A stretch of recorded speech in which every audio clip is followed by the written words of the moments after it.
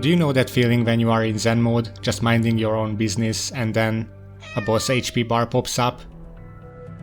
In a game where you can only play spellcasters, Magebane sounds like a pretty concerning name, no?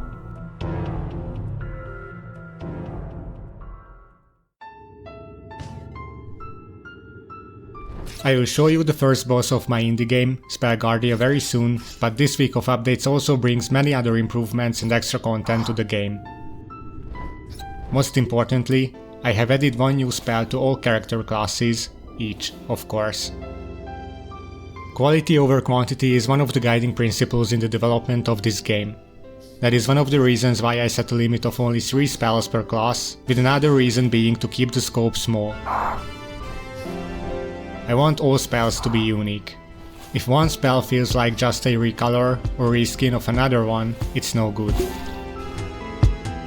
However, since it's been many weeks since I finished up all the spells, I had a long time to passively brainstorm new ones, and eventually I came to the conclusion that increasing that limit from 3 spells to 4 can majorly improve the gameplay and replayability. Plus, come on, this is a magic-only game. So I added new spells, and here they are.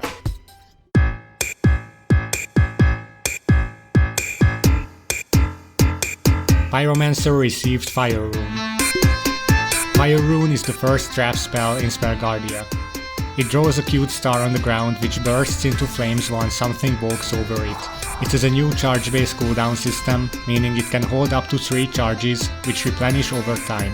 Casting it uses up 1 charge at a time, so you can use it at most 3 times in a row, strategically placing traps around you.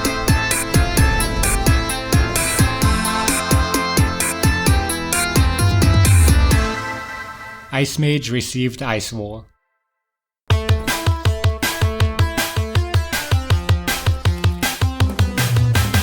Ice Wall is the first spell that does not deal damage. It builds a solid wall of ice instead, which lasts a few seconds. Your enemies cannot walk through it, so you can use it to create a barrier that protects you.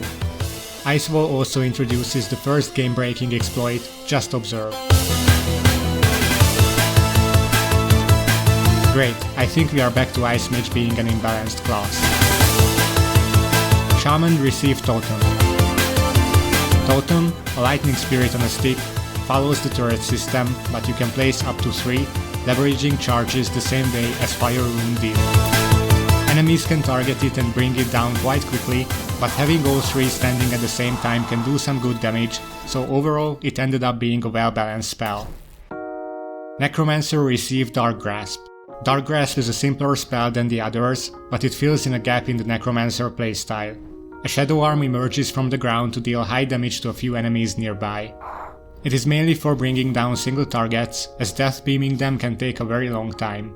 It also takes about a second to deal damage, so you have to anticipate how your enemies will move to get the most out of it.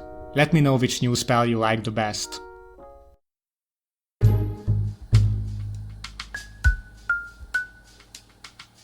I have also upgraded some of the enemies in the game. Let's start with the Moose. This iconic foe with its massive hammer was missing one thing severely: a dust impact effect. Now its smash attack creates a small cloud to live up to its epicness. Assassin, a late wave undead enemy, has received stealth while it moves. It never goes fully invisible, and you can clearly see it when it attacks, but it may give a few unpleasant surprises when your focus is somewhere else.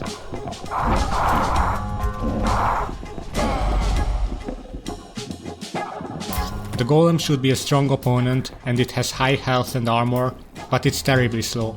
Understandably so, moving a rock body isn't so easy. But it is a problem that you can just walk away from a golem, shoot a few projectiles at it, and then walk away again, and you are left with absolutely no challenge. To counter that, I gave it a rush ability. Every 10 seconds, if you are not within its attack range, it will charge at you. May the gods have mercy on your soul.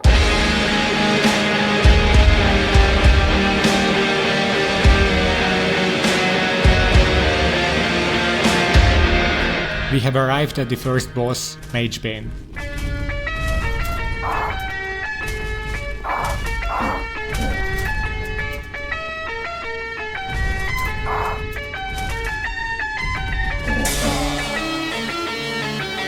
My plan is to have a pool of bosses, and you will face a random one somewhere around wave 10, 20 and so on.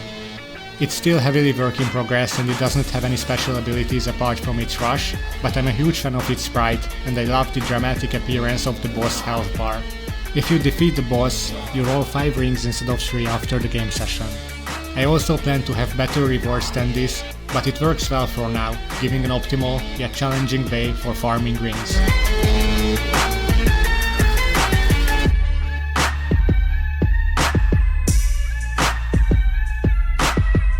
I realized I have never explained how mouse controls work. If you click far away, your character auto moves in that direction and this is indicated by that arrow. If your click is close, it puts a marker on the ground and your character moves and stops exactly there.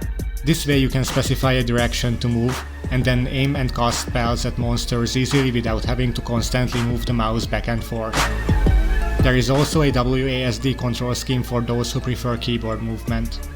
Anyway, this marks the end of the video, thank you for watching and I will see you again next week.